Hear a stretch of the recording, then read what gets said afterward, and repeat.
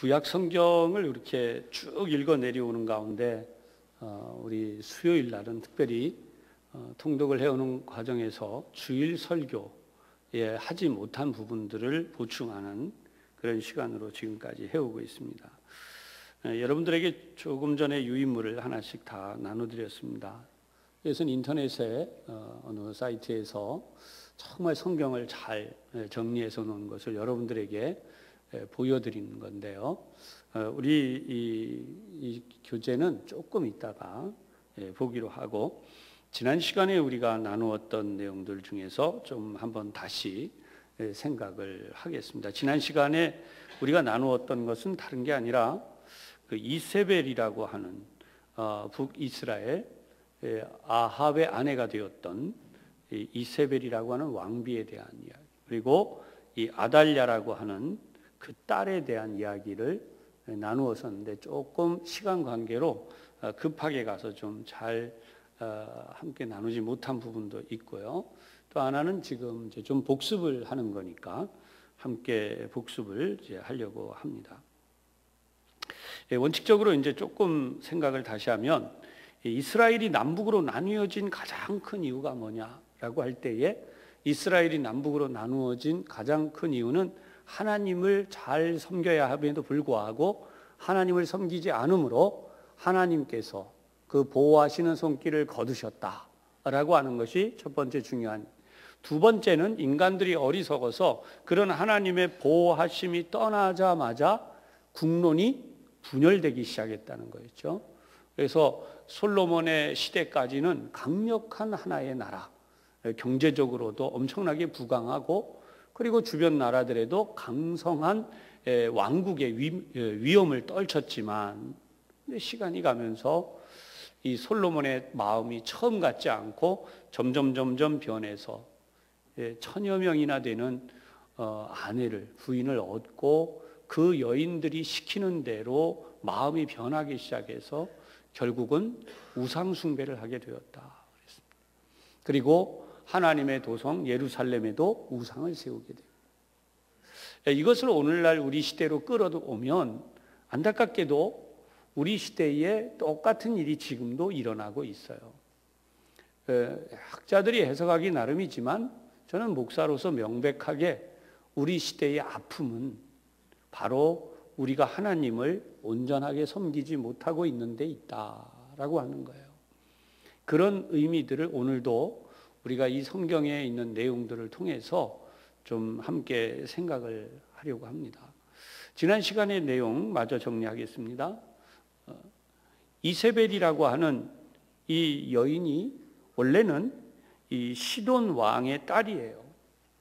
이웃 나라 시돈이라고 하는 나라의 딸인데, 이 아합이라고 하는 북이스라엘의 왕, 조금 전에 말씀드린 솔로몬의 아들대로 내려와서 르호보암이죠. 10개의 북이스라엘 지파로, 그래서 거기를 북이스라엘로, 그 다음에 남쪽에는 유다 지파 하나만 남았어요. 그래서 그냥 남쪽에 한 지파가 남아있기 때문에 남유다 이렇게 이야기를 하죠. 결국은 이러한 상황 속에서 나라가 나뉘어진 채로 남과 북이 계속 전쟁을 해요. 대치를 해와요. 근데 그 대치의 가장 중요한 것이 뭐냐 하면, 북이스라엘은 하나님을 섬기는 것도 하지만 하나님보다는 어디에 중점을 줬느냐?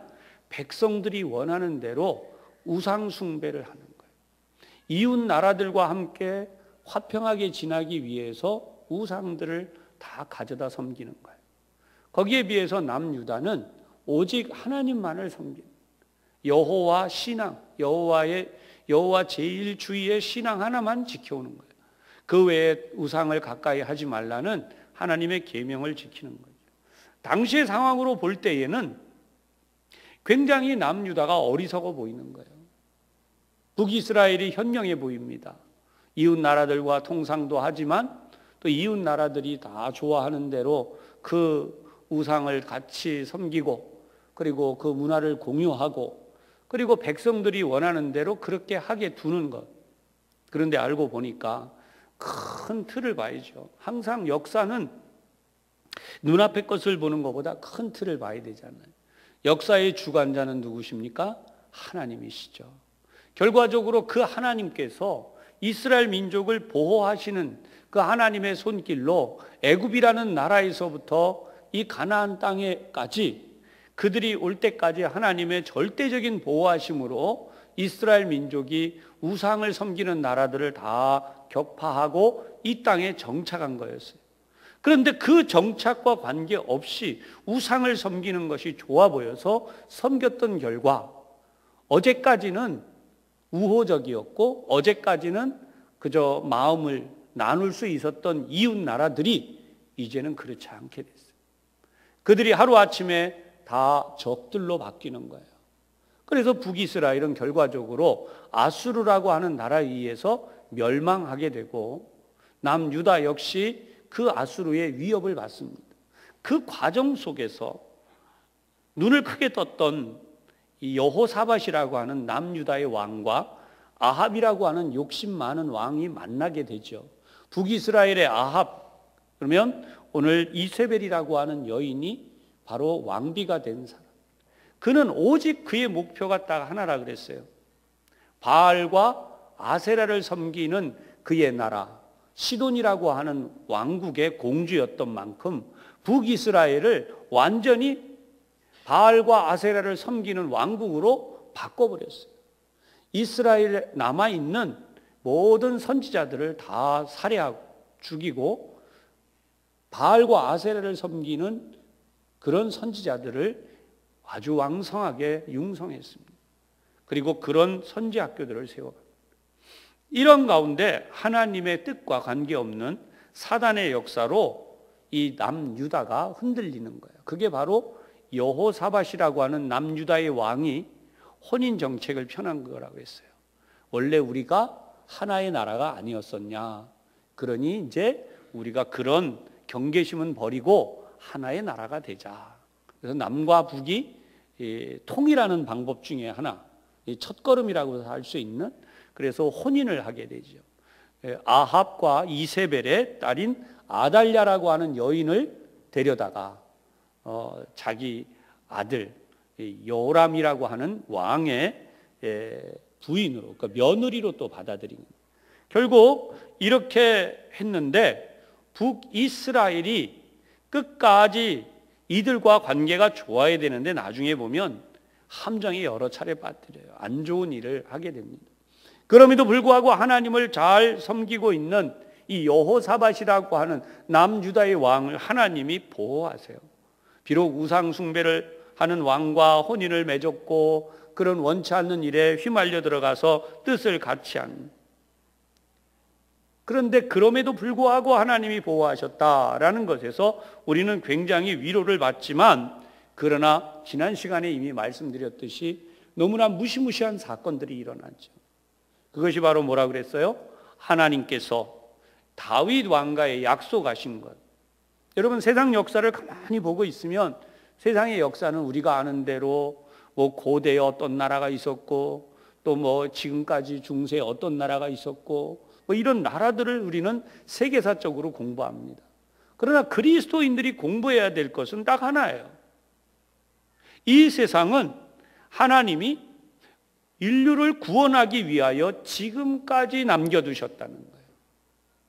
우리가 이 사실을 잊어버리면 안 돼요. 그러면 이 사실을 모른다면 그리스도인들이 아니에요. 그리스도인들은 어느 나라가 무슨 경제적 뭘 했고, 어느 나라가 뭐 정치적으로 뭘 잘했고, 어느 나라가 무슨 뭐 외교를 잘했고, 그래서 뭐가 잘 됐고, 여러분, 그리스도인들은 거기에 관심을 두면 안 돼요. 물론 국가의 지도자들 입장에서는 거기에 관심이 있는 거 당연하고 백성들도 그것이 당연할 수 있지만, 그러나 그것이 오늘 성경을 통해서 우리가 보는 가장 중요한 핵심은 하나님이 왜 이 세상을 두셨느냐는 거예요. 지금까지도 우리가 마음대로 못하는 것이 자연재해죠. 비가 오지 않으니까 강바닥이 드러나고 마르고 있어요. 뭐 누구 말대로 인공강우를 내릴 수 있다고 하지만 여러분, 이거 인간의 힘으로 되는 거 아니죠. 우리나라 전역 이쪽 저쪽에서 지진이 일어나려고 하는 그런 전조를 보일 때 그거 어떻게 사람이 막아요? 인간은 결국은 분명히 알아야 되는 것은 이 인간이라는 존재가 왜 이 땅에 존재하고 있느냐. 철학적인 질문이 될 수도 있지만 그런 질문이 아니라 종교적으로, 특히 기독교적으로 왜 나라는 존재가 이 땅을 살고 있는가, 이것을 깨달아야 되는 것이 성경이 오늘도 우리에게 하시는 중요한 말씀이에요. 여러분, 아합이라는 왕이 뭐 너무나 어리석은 바보 같습니까? 아니에요. 여호사밧이라는 남유다의 왕이 어리석은 바보 같습니까? 그렇지 않아요. 구약 성경 시대에 오늘 우리가 성경을 배경으로 보고 있는 이 열왕기 시대에 살았던 그 당시에 북이스라엘이나 남유다 사람들이 어리석은 사람들 같습니까? 절대 아니에요. 그들도 우리와 똑같아요. 똑똑하고 지혜롭고 살기 위해서 발버둥 쳤고 할 수 있는 모든 노력을 다했고, 여러분, 신약 성경 시대로 내려오면 예수님을 십자가에 못 박은 사람들이 있어요. 대제사장, 바리새인, 서기관, 우리 많이 늘 예배 때마다 듣는 내용이에요. 그들이 어리석어서 예수님을 십자가에 못 박은 줄 아세요? 그들 우리보다 똑똑한 사람들이에요. 저보다 똑똑할 수 있어요. 절대로 그 사람들이 어리석은 바보들이 아닙니다. 우리는 종종 지나간 시대의 사람들을 또 옛날 사람들이라고 해서 좀 무시하려고 하는 그런 경향이 없지 않아 있어요. 그렇지 않습니다. 그 시대의 그 사람들은 그 시대에 최고로 똑똑했고요. 지금 이 시대의 사람들은 이 시대대로 최고로 똑똑해요. 하지만 인간의 똑똑함은 자기 영혼, 자기 육신의 문제 하나를 해결할 수 없다는 겁니다. 너무나 유명한 교훈처럼 우리 그런 얘기 잘 하잖아요. 내 자식도 내 마음대로 못한다. 여러분, 그냥 농담 삼아 하는 얘기가 아니라 실제잖아요. 우리에게 있어 가장 중요한 것은 뭐냐면 하나님이 어떤 계획을 가지고 계시고, 하나님이 어떤 사람들에게 관심이 있으시고, 하나님이 어떤 사람들을 쓰셨는가. 그럼 오늘도 우리는 하나님이 쓰시는 사람이 되고 하나님께서 쓰시고자 하는 그 관심에 대하여서 우리의 마음을, 또 우리의 삶을 드린다면 그것이 바로 진정한 신앙인의 길이라는 거예요. 자꾸만 신앙인의 길을 복잡하게 만들어요. 사회화시키고요, 세상적으로 이슈화시키고요, 그 다음에 또 좀 뭐 하면 우리들이 사유화시키는, 그러니까 우리 스스로 내가 만족하면 나는 신앙생활 잘한 거야 라고 착각해요. 저는 여러분들에게 분명히 말씀드립니다. 기독교인이 그렇게 생각하고 있다면 그거는 크게 잘못 생각하고 있다. 나 자신이 행복하다, 나 자신이 만족하다, 내가 좋다, 그러면 그 사람은 하나님을 믿는 사람으로서가 아니라 어느 종교처럼 내가 주인이 된 종교예요. 내가 잘 믿고 내가 편하고 내가 행복하면 된다라고 하는 거죠.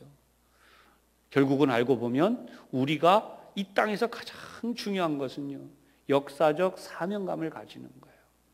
오늘 우리가 함께 보았던 에스라 2장에 나온 이 내용은요, 역사적 사명을 가지고 이스라엘로, 다시 이스라엘 땅으로 돌아왔던 70년간 포로 생활 후에 돌아오는 이스라엘 사람들의 기록입니다. 아까 조금 전에 말씀드린 아달랴라고 하는 아합 왕, 이세벨 왕의 이 딸은 바알을 열렬히 섬기는 거예요.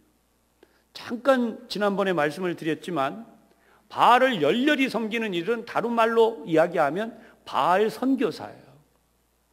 하나님을 대적하고 하나님을 알지 아니하고 이스라엘 민족을 부패하고 타락시켜서 멸망시키는 길로 가는, 바로 그 우상 숭배를 하게 만드는 배후에는 사단이 있죠. 그 사단의 선교사 역할을 한 것이 바로 이세벨이고 그의 딸 아달랴예요. 남유다는 여호와 하나님만을 섬기려는 신앙을 지켜왔는데 그 이유가 뭐라 그랬어요? 바로 그의 후손으로 온 인류를 구원하실 예수 그리스도께서 오시기로 되어 있다는, 이 예수 그리스도께서 탄생하시는 그 길을 막고자 한 것이 바로 이 사단의 배후의 역할이었다는, 엄밀히 말하면 이 아달랴라고 하는, 이세벨이라고 하는 여인과 아달랴라고 하는 이 모녀간을 보면 소름이 쫙 끼치는 얘기예요. 하나님을 섬기는 자들을 씨를 말리려고 하는, 그래서 북이스라엘에서 모든 선지자들을 죽이고 나니까 그 유명하게 엘리야가 고백한 얘기가 그거라 그랬어요. 주여, 저들이 다 주의 종들을 죽이고 나만 남았나이다. 그게 엘리야의 고백이었다고 했어요. 하나님 앞에서. 그러니까 하나님이 말씀하시기를 내가 바알에게 무릎 꿇지 않은 자 7,000명을 예비해 놓았다. 근데 그거는 굉장히 영적인 말씀이시거든요. 하나님이 있다 그러면 있으신 거예요. 결국 없어요. 실제로 그 역사 속에서는 엘리야가 자기가 볼 때에 나만 남은 게 맞아요. 다 죽었어요. 그 탄식 속에서 하나님이 역사하시니까 어떻게 됐느냐? 이 이세벨이라고 하는 여인이요, 그 엄청난 작전을 짜서 자신의 왕국 그리고 남유다를 완전히 바알의 왕국으로 만들려고 그 딸을 시집 보냈음에도 불구하고 하나님은 어떻게 하시는가? 이 아합의 집안을 하나님이 심판하세요. 예후라는 장군을 들어서 다 심판하는데 하필이면 이 아달랴의 남편이 그때 북이스라엘에 갔다가 그만 거기서 죽임을 당합니다. 하나님의 계획은요, 이 아달랴가 남유다를 완전히 우상의 제국으로 만들려고 할 때에 그의 남편이 거기서 죽으니까 누가 대신 왕이 되어야 되느냐? 다른 사람이 왕이 돼야 돼요. 그런데 그것을 막으려고 어떻게 하느냐? 자기 손주들까지 다 죽인다 그랬어요. 자기가 왕이 돼서 남유다를 바알의 제국으로 만들기 위해서 악랄하게 손주들을 다 죽입니다. 바로 그때에 이 아달랴의 어떻게 보면 시누이라고도 할 수 있고요, 이 요람 왕의 이복 누이예요. 그런데 그 이복 누이가 왕자들이 다 죽는 데서 쉽게 말하면 조카 하나를 훔쳐내요. 살려내요. 요아스라고 하는 어린 왕자. 나이가 영세죠. 젖먹이에요. 그래서 유모와 함께 하나님의 전에 쫙 숨깁니다. 그래서 이렇게 숨겨 있는 동안 아달랴는 6년 동안 남유다를 완전히 바알의 제국으로 만들기 위해서 모든 수단을 다 동원합니다. 그렇지만 하나님은 어떻게 하는가? 이 아달랴를 지켜보고 계시던 하나님, 6년이 절대로 짧은 세월 아닙니다. 그렇게 있는데 하나님의 집에서, 하나님의 전에서 조용히 숨어서 이 요아스를 길렀어요. 길러서 결국 이 어린 왕자를 이제 왕으로 등극시키는 거죠. 하나님은 놀라운 역사를 나타내세요. 이 여호세바라고 하는 이름을 가진 여인은 제사장의 아내이기도 했고요. 이름을 역대하 22장에는 여호사부아시다 이렇게 부르기도 했어요. 그래서 어쨌든 하나님이 이렇게 구원하셔서 결국 하나님의 약속인 다윗 왕가의 후손으로 예수 그리스도께서 오시리라 한 그 약속을 지키시죠. 한순간의 착오 판단은요, 나라의 운명을 완전히 바꿔버릴 수 있는 거였어요. 그래서 이스라엘 나라가 이렇게 멸망할 수 있었다라고 하는 것을 이 열왕기는 물론 역대하에서 기록해 놓았어요. 자, 여러분들에게 지난 시간에 나누었던 이야기를 잠깐 다시 복습을 했었습니다. 오늘은 여러분들과 함께 나누려는 중요한 내용이 뭐냐면, 우리가 보고 있는 이 성경이 배열되어 있는 이 순서대로 쓰여져 있는 것을 보면 연대기로 되어 있지 않고 그냥 편집되어져 있는 부분들을 가지고 여러분들과 나눈다 그랬어요. 그러면 시간대별로 여러분들과 나누려고 하기 때문에 오늘 여러분들에게 유인물을, 인쇄물을 나눠드렸습니다. 한번 인쇄물을 보도록 하겠습니다.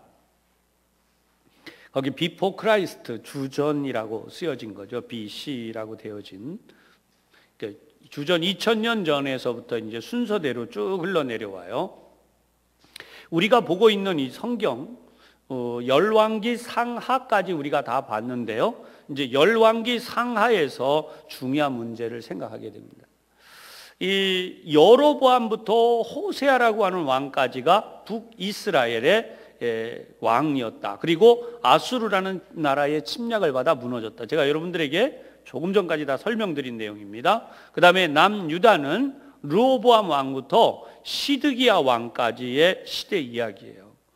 시드기야가 이스라엘 남유다에서 마지막 왕이죠. 근데 시드기야 왕은 우상을 섬겼어요. 이게 참 이해가 안 가는 거예요. 하나님을 섬겨야만 살아남을 수 있다. 성경은 그것을 계속 선지자들이 이야기를 합니다. 그래서 그 선지자의 예언들이 뭐냐면 여러분 점점점 하고 아래로 보면 호세아, 아모스, 요나 이런 예언서가 나오죠. 그렇죠? 그 예언서와 함께 밑으로 또 내려가 보면요. 밑에 부분 열왕기 상, 열왕기 하 그리고 쭉 펼쳐지면서 역대하 이렇게 되어 있죠. 요 부분이 아래로 쭉 내려오면서 알고 보면 이 부분이 전부 다 뭐냐 하면 이 남북 분열 왕국 시대에 그리고 이 열왕기 상, 열왕기 하가 기록되었던 바로 이 시대에 하나님께서 북이스라엘은 물론 남유다에까지 예언자들을 보내셔서 이외에도 많은 예언자가 있었다고 해요. 근데 성경에 기록이 남은 예언서들의 내용입니다. 그러면 여러분 한눈에 이렇게 딱 볼 때에 시대적으로 이제 흘러가면서 밑에 줄이 세로히 흘러가는 게 절대 아니에요. 위에 줄과 아래 줄은 동시에 가는 겁니다. 그러니까 뭐 아브라함, 모세 이런 시대가 쭉 여기 성경에 기록되어서 창세기, 출애굽기 이렇게 쭉 흘러가고 있듯이 이 북이스라엘 남유다 이것이 바벨론 포로로 끌려가기 전 하나님께서 이스라엘 민족에게 마지막 경고를 했던 예언서의 내용들이 바로 이 부분이라고 그랬어요. 근데 우리는 지금 열왕기 상하를 보고 역대 상하를 보고 나니까 이 에스라 이렇게 하는 성경들을 만나게 되죠. 특히나 오늘 우리가 에스라를 보니까 포로에서 돌아오는 인원에 대한 기록이 나오는데 제가 분명히 말씀드렸어요. 배열은 다음 시간에 다시 말씀을 드리겠다. 그 배열을 말씀드리는 시간이 바로 지금이에요. 한번 잘 보세요. 열왕기 상하가 기록되어져 있는데 사무엘 상하가 있고 사무엘 하에 이 기록되어진 시대가 딱 마주쳐서 기록된 것이 역대상이에요. 그죠? 중앙 부분이죠. 한 중앙 부분에. 그 옆부분을 보면 열왕기 상, 열왕기 하 부분을 통틀어서 역대하로 기록하고 있어요. 근데 바로 그 부분에 역대하에 이 기록되어져 있는 많은 부분에 지금 밑에 예언서 14권이 있습니다. 14권이 오바댜, 이사야, 나훔, 그 다음에 요엘, 미가, 스파냐. 거기 보면 다니엘, 학개, 말라기, 에스겔, 스가랴, 예레미야가 하박국 이렇게 돼 있는데 요것도 연대기로 된 거예요. 어떻게 연대기로 돼 있냐면 화살표가 끝나는 부분에가 말라기가 있죠. 그죠? 그러니까 말라기가 구약 성경에서 제일 마지막 부분이란 뜻이에요. 연대로 배열을 해보면 바로 그 앞쪽에 보면 학개와 스가랴가 있죠. 그 시대에 우리가 성경을 보면 에스라, 에스더가 바로 위쪽에 나와요. 연대기로 보면 에스라와 에스더가 있던 바로 그 시대에 학개와 스가랴가 예언 활동을 했던 때다. 그래서 이 바벨론 포로에서 돌아오고 있는 바벨론 포로 귀환 시대에 주된 주제가 있어요. 그게 뭐냐 하면 성전의 회복입니다. 예배가 바벨론 땅에 가서 완전히 무너져 버리잖아요. 그러니까 어느 나라든지 어느 시대든지 세상 사람들은 다양한 이야기를 해요. 교육을 놓치면 뭐 안 된다. 뭐 교육을 반드시 해야 돼. 다양한 이야기 하지만 우리 기독교인들이 알아야 되는 것은요. 하나님을 예배하는 거예요. 하나님을 예배하는 것을 놓치면 그 시대는 끝나는 거예요. 무너지는 거예요. 세상 나라는 반드시 멸망하게 돼 있기 때문에 하나님의 영광이 그 땅에 선포될 때에 그 민족은 하나님의 구원의 역사를 체험하게 돼 있어요. 근데 반대로 하나님의 영광을 훼손하고 예배를 무너뜨리면 그 시대는 암흑 시대로 변하기 시작하는 거죠. 뭐 지금 신학계에서는 종교개혁 500주년이라 그래서 뭐 한국 교계도 상당히 많은 이야기들을 하고 이벤트를 하는데요. 저는 그분들의 이야기가 다 맞아요. 틀리지 않아요. 근데 저는 그 부분에서 가장 중요하게 말씀드리고 싶은 게 있어요. 본질이 뭐냐는 거예요. 행사를 하고 우리가 어떤 이슈화 되어진 것들을 좀 이렇게 프로그램을 하고 그게 아니에요. 한번 따라해 보실래요? 내가 예배자가 돼야 합니다. 예, 여러분들이 하나님 앞에 예배자가 돼야 돼요. 숫자가 몇 명이 모이냐가 중요한 게 아니에요.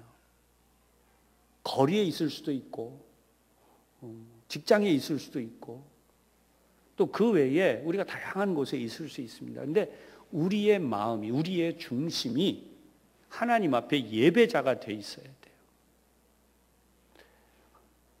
굉장히 프로그램에 바빠요.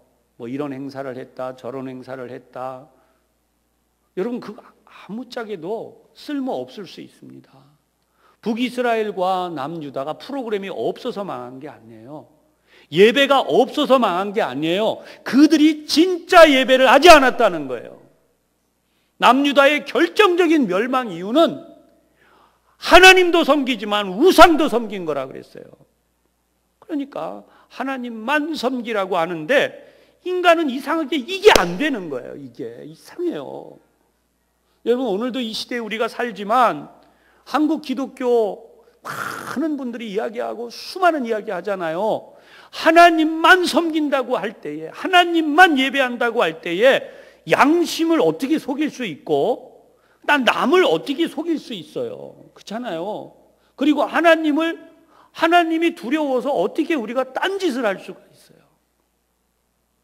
그러니까 신앙생활이라고 하는 것이 2중, 3중, 뭐 그 이상이 될 수도 있는 것은 잘 보이려고 할 때 잘 보이려고 여기서 잘 보이고 저기 가서 잘 보이고 뭐 여러분 그거는 신앙생활이 아니에요. 신앙생활이 진짜는 내가 하나님을 진짜 예배하려고 하는 거예요. 나는 하나님을 예배하는 사람인데 그 예배자라는 게 뭐예요? 예수님이 말씀하셨죠. 누가복음에 영과 진리로 예배하는 자를 찾으신다. 영이 무엇입니까? 성령을 얘기한다 그랬어요. 진리가 뭐라 그랬어요? 말씀이라 그랬어요. 그러면 오늘도 우리가 이 자리에 모였는데요. 저는 오늘도 그래요. 수요일날 오늘 여러분들을 위해서 하나님이 저에게 말씀을 준비하게 하시고 전하게 하시고 세상에 잡다한 지식들이 우리에게 넘쳐나고 있어요. 근데 그 지식은 우리를 천국으로 인도해 가지 못해요. 우리가 몇 년을 살든지 우리가 이 땅에서 세상을 떠나게 되면 남은 것은 우리가 이 땅에서 공부를 얼마나 많이 했나, 돈을 얼마나 많이 벌었나, 내가 얼마나 유명한 사람이 됐나, 어떻게 내가 세상에 많은 영향력을 끼쳤나, 그런 건 한 줄도 나오지 않을 거라 그랬어요. 천국에 딱 들어가면 한 가지가 바로 예수님을 얼마나 잘 알았나, 하나님의 아들이요 구원자이신 예수님을 얼마나 잘 알았나. 목사인 저에게도 바로 하나님의 아들이시며 예수님, 그분이 하나님의 보내신 구원자이고 메시아다라고 하는 사실을 얼마나 성도들에게 잘 전하고 가르쳤나. 하나님 저에게 그걸 물어보실 거라는 거예요. 또 하나는 여러분들이 하나님의 나라에 가기 위해서 그 일을 해나가는 가운데서 얼마나 많은 이들에게 하나님의 복음, 천국 복음을 공유했는가예요. 나만 믿고 천국 가는 게 아니라 다른 사람들에게 얼마나 그 복음을 공유시켰나. 그런 의미에서 예수 믿는 사람은 방향이 완전히 다르다 그랬어요. 어떻게 달라요? 오늘 우리가 사는 목적이 뭐예요? 더 편안하게 잘 먹고 잘 살고 내가 행복하고 즐겁고가 아니고 진짜 내가 사는 이유는 정말 그 사람이 예수 믿는 사람이냐, 하나님의 구원을 받은 자냐라고 할 때에 그 사람의 목적은 딱 하나라 그랬어요. 불이 났을 때 여러분 막 사람들을 구원하기 위해 얼마나 애를 써요. 그죠? 이 세상은 바로 멸망으로 그렇게 가고 있는 땅이에요. 이런 사람들을 구원하기 위하여서 내 시간을 다 드리는 거죠. 내가 물질을 다 드리는 거죠. 나의 모든 능력을 다 드리는 거예요. 바로 그게 신앙생활이라 그랬어요. 하나님 앞에 갔을 때에 우리가 받을 수 있는 칭찬은 거기에 있다는 거예요.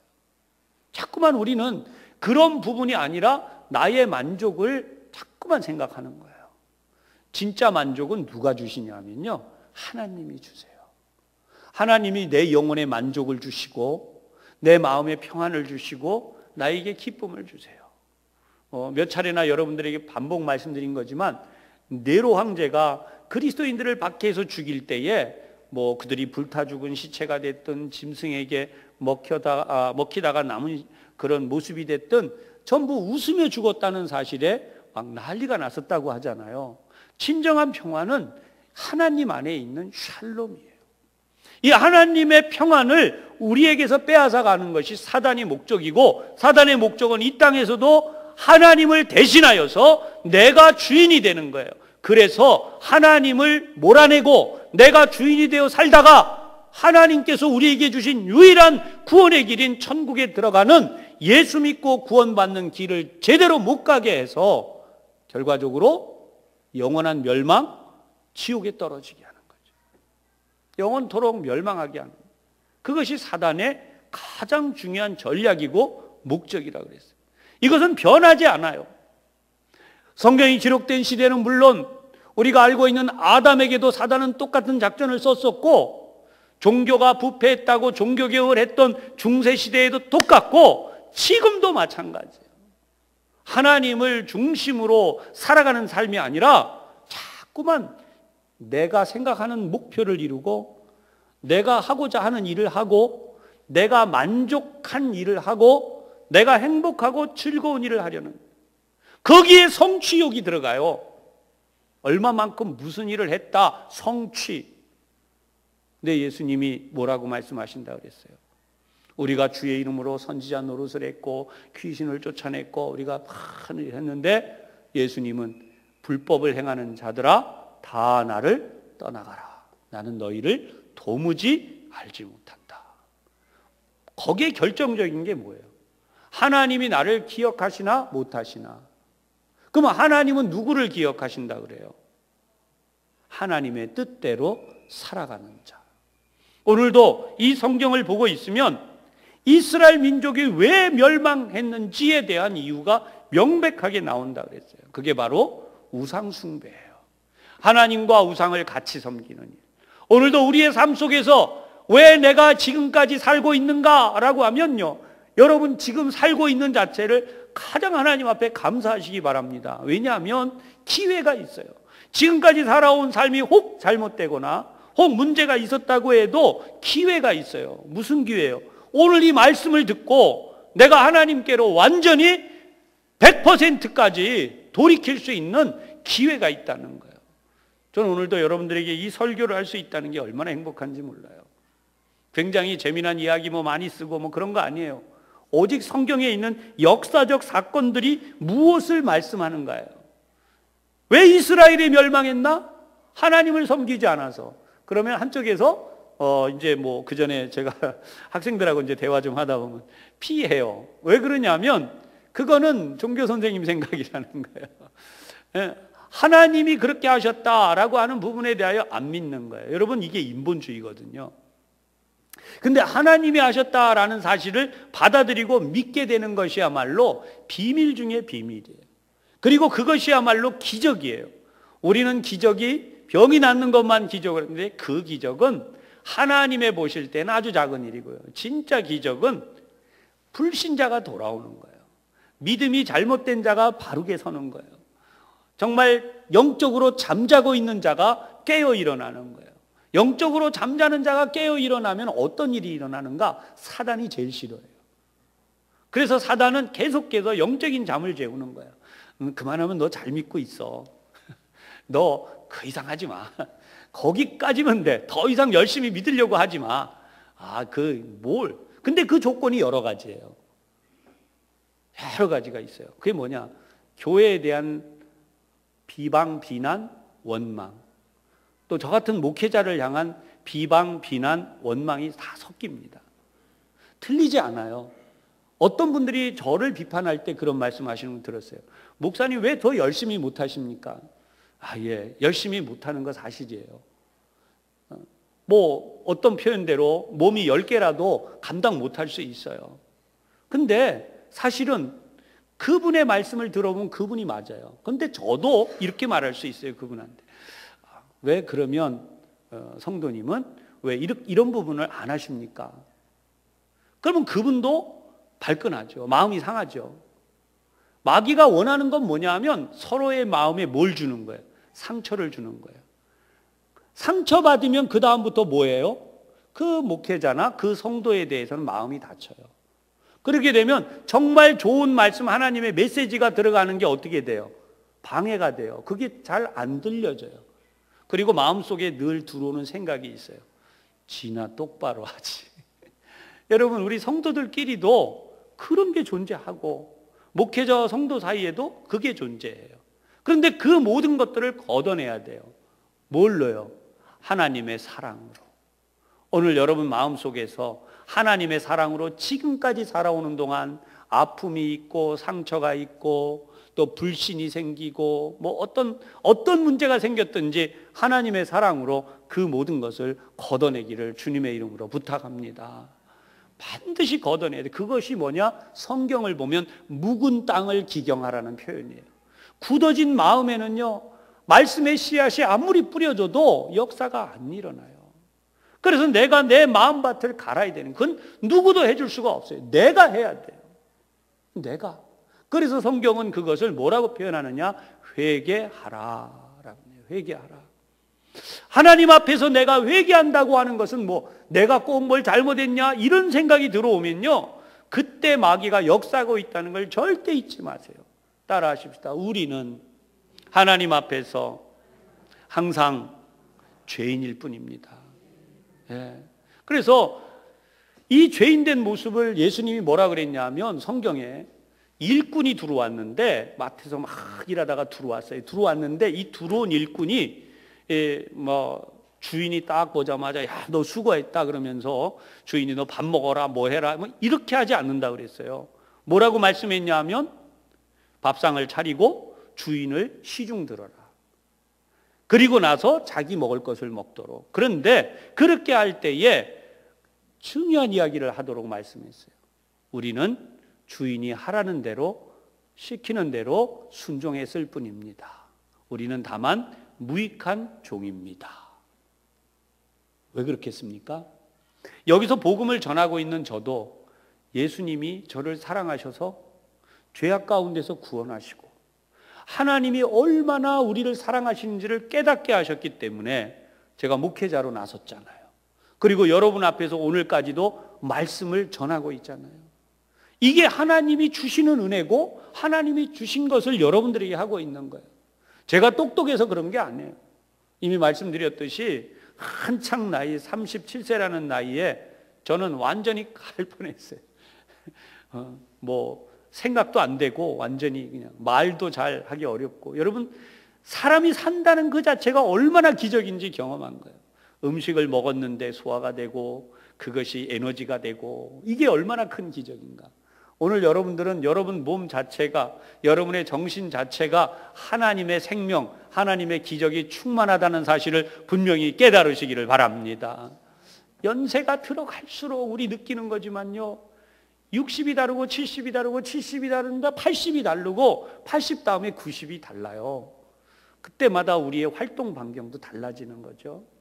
우리의 연약함을 하나님이 알고 계세요. 그런데 문제는 그런 상황 속에도 자기를 깨닫지 못하고 우리를 구원하시려는 하나님의 사랑을 모른 채로 여전히 어디로 가고 있어요? 넓은 길, 멸망의 길로 가고 있다는 거죠. 하나님은 대한민국을 사랑하세요. 근데 하나님이 대한민국을 사랑하여 우리에게 주신 가장 큰 복이 뭐예요? 이 땅의 교회들이라는 거예요.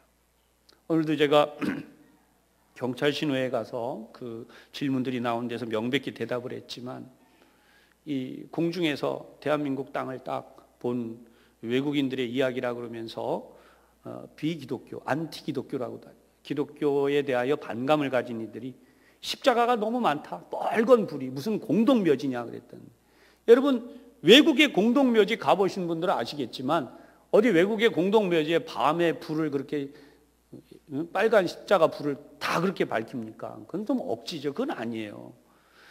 빨간 십자가 그만큼 많다는 것은요, 사단이 이 땅에 대하여 그만큼 역사할 기회를 놓치고 있다는 거예요. 저는 영적으로 이게 분명하다는 거예요. 하나님이 이 땅에 십자가를 밝히 세워주셔서 수많은 사람들이 하나님이 세우신 십자가를 보게 하시는 거예요. 어떤 사람들은 아이고 저기 먹고 살려고, 어떤 목사가 장사하려고. 여러분, 그거 비기독교도들이 하는 말이에요. 범죄 통계에 대한 기록 가운데 일부 그런 게 있는데요. 여러분, 우리나라 새벽마다 새벽정 치던 시대가 있었어요. 그죠?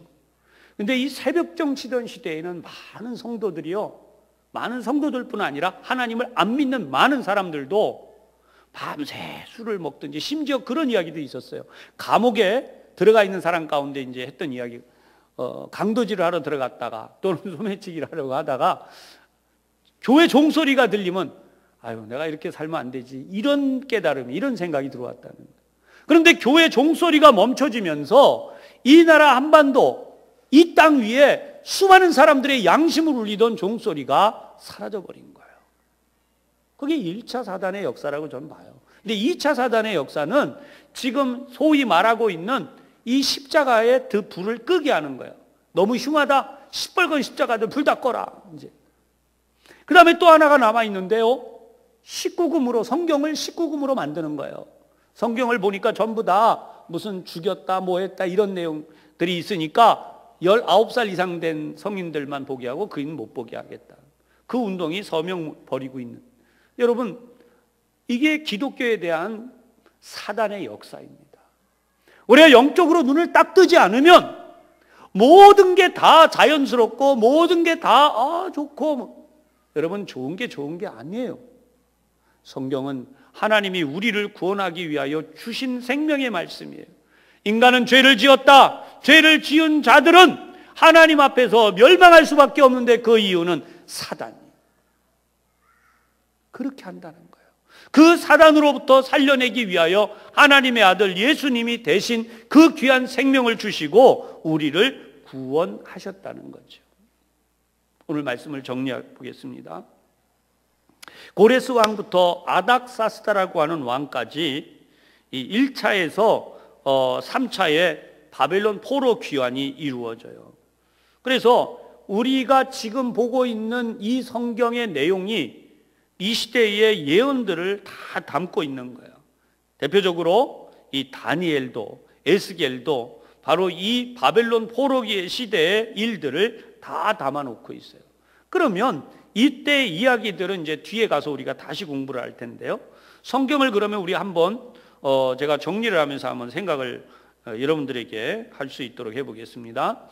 열왕기 상하 다음에는 어떤 성경이 가야 되느냐? 열왕기 상하 다음에는 우리가 이 성경을 가만히 들여다보면 바로 윗부분에 요나, 아모스, 호세아 이런 성경이 여기 흘러가고 있고요. 아래쪽으로 보면 오바댜와 요엘서가 있어요.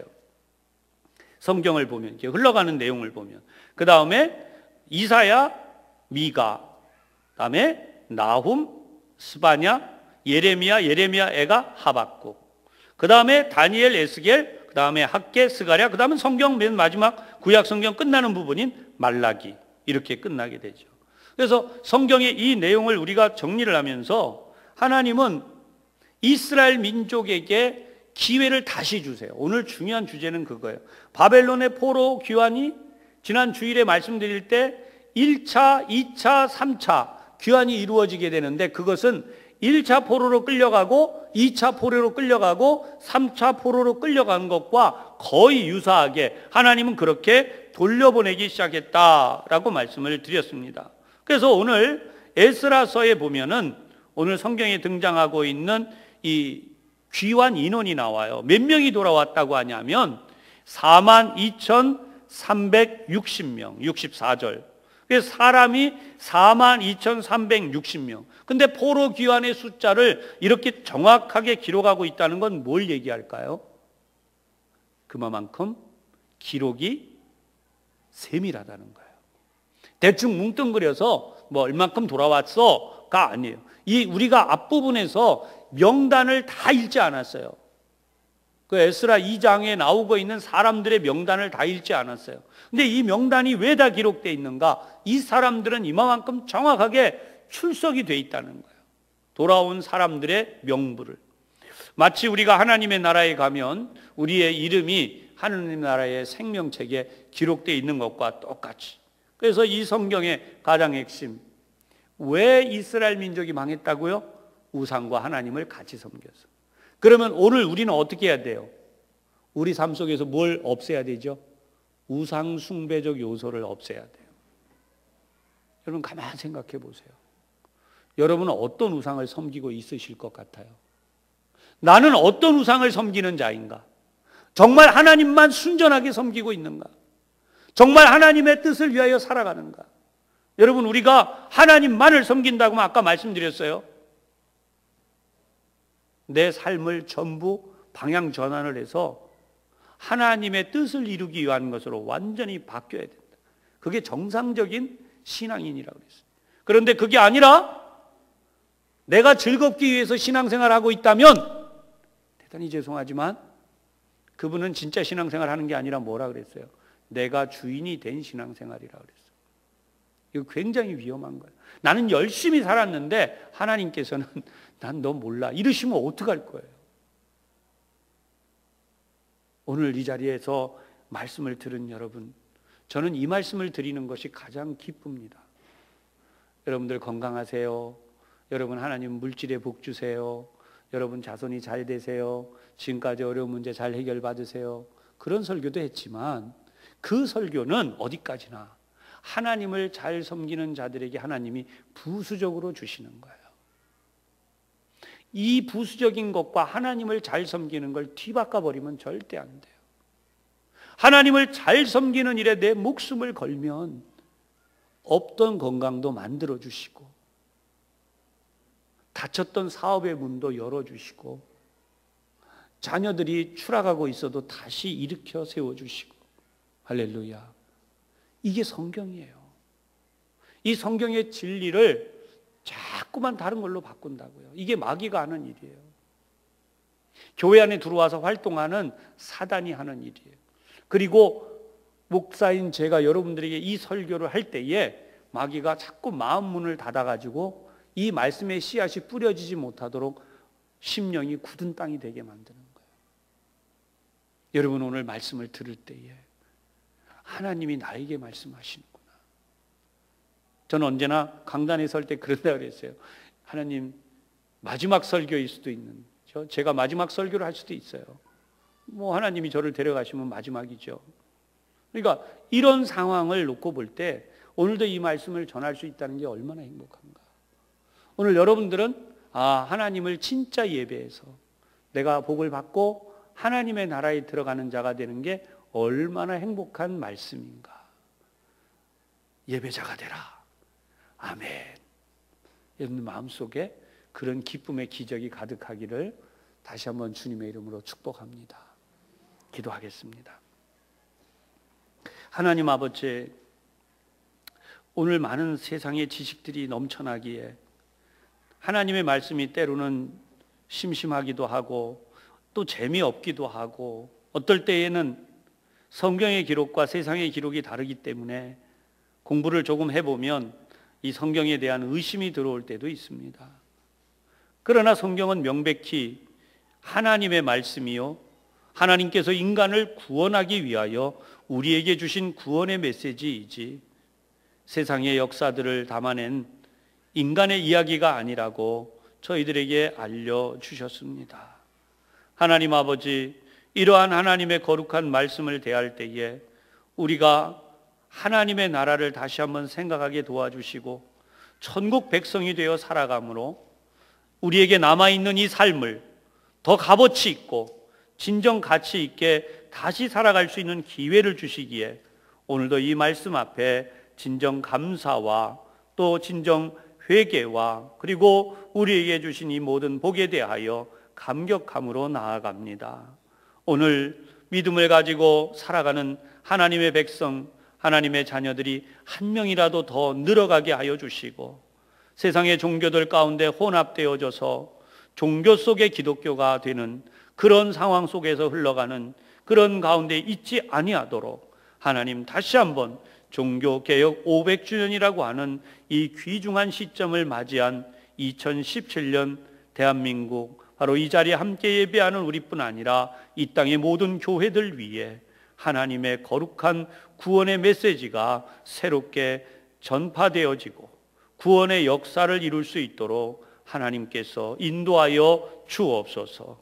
오늘 우리 교우들 중에는 틀림없이 건강의 문제로, 또 가정의 어려운 문제로, 자녀 양육의 문제로, 환경의 어려운 문제로 하나님 앞에 나온 이들이 있습니다.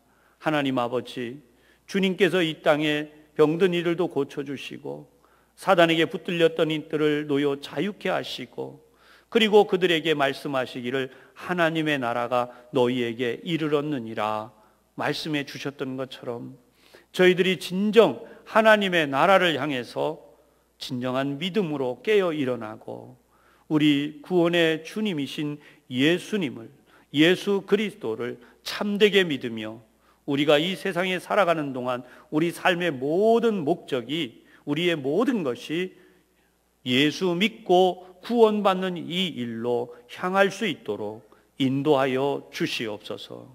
결코 헛된 길 가지 아니하도록 저희들을 지켜주시고 인도하여 주시기를 예수님 이름으로 기도하옵나이다. 아멘.